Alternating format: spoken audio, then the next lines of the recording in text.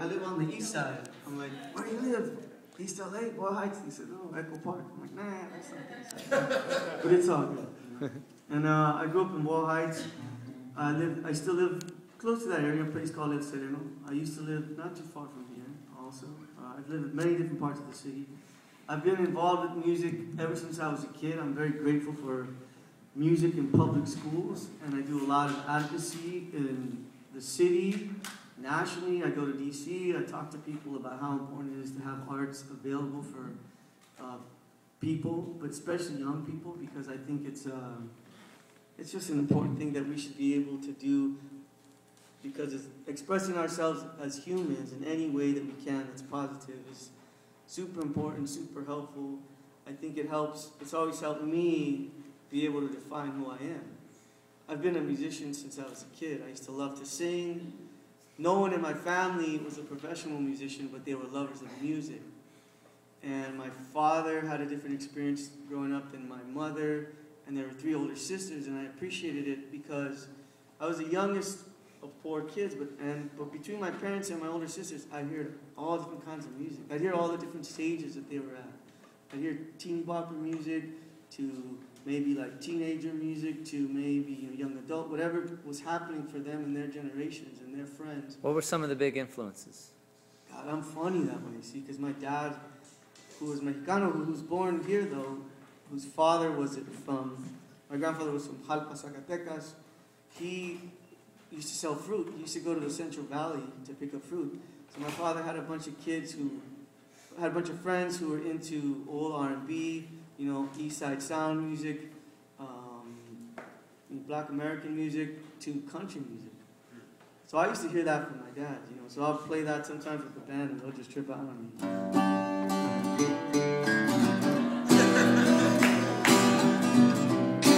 But I like it all, exactly.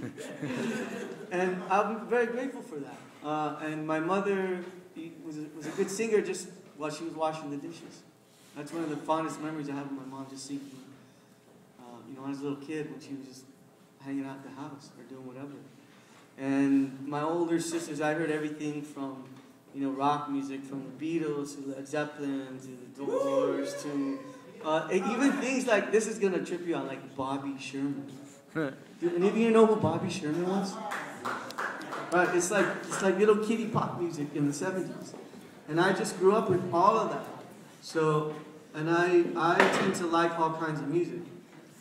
So I used to sing. When I first went to elementary school, I had a really supportive teacher who, I was in a choir at school. She said, you're pretty good, you should try out for this other choir. So I was in a professional boys choir from about 8 to 14. And that was the first time I got out of my neighborhood and was able to meet different people from different parts of the city, travel to different parts of the states, also play all different kinds of music.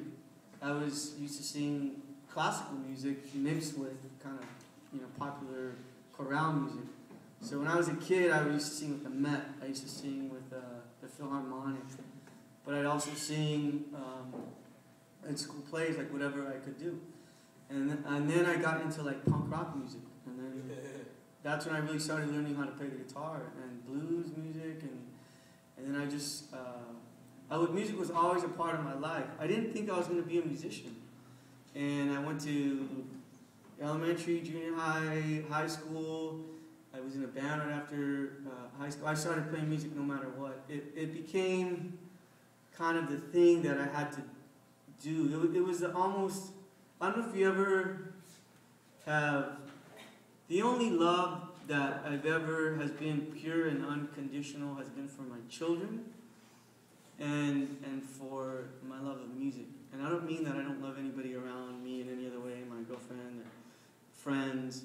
I just mean one where there was never any question about it.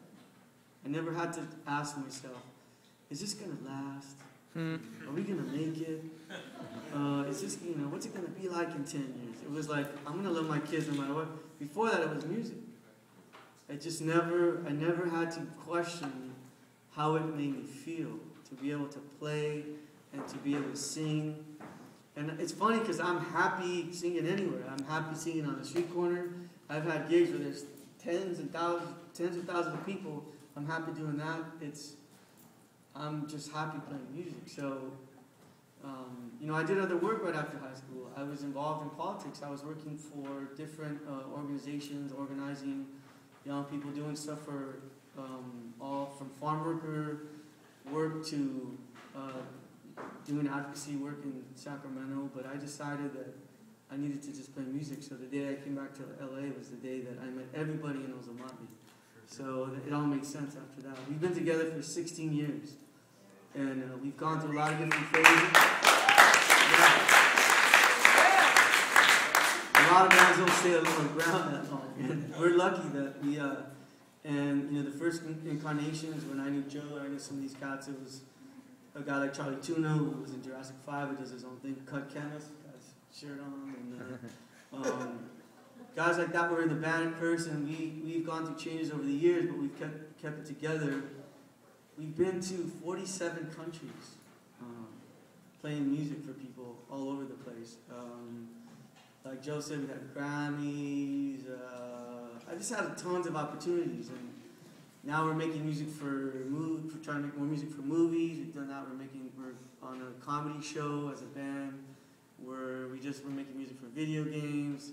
We make music however we can in ways that we're proud of, and that goes all the way from playing live to you know, being composers for like commercials and stuff. So our band has an ability to do a lot of different styles, and I think that we're starting to take advantage of that and use it in different ways so that we can stay surviving as musicians. Nice. It's a tough road, but I think you know, I was at a conference in DC, and one of the guys that impressed me most was Rhymefest.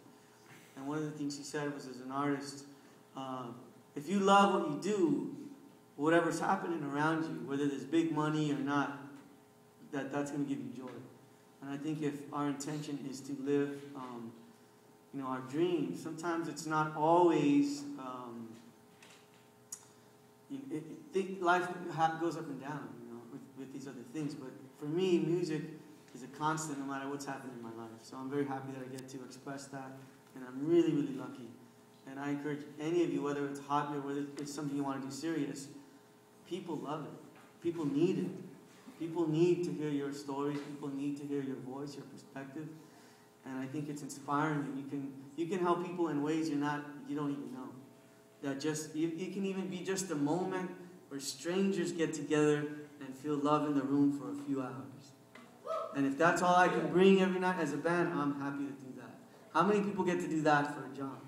Just create some joy and some good times. And so I'm grateful for anyone who comes to show, anyone who shows up.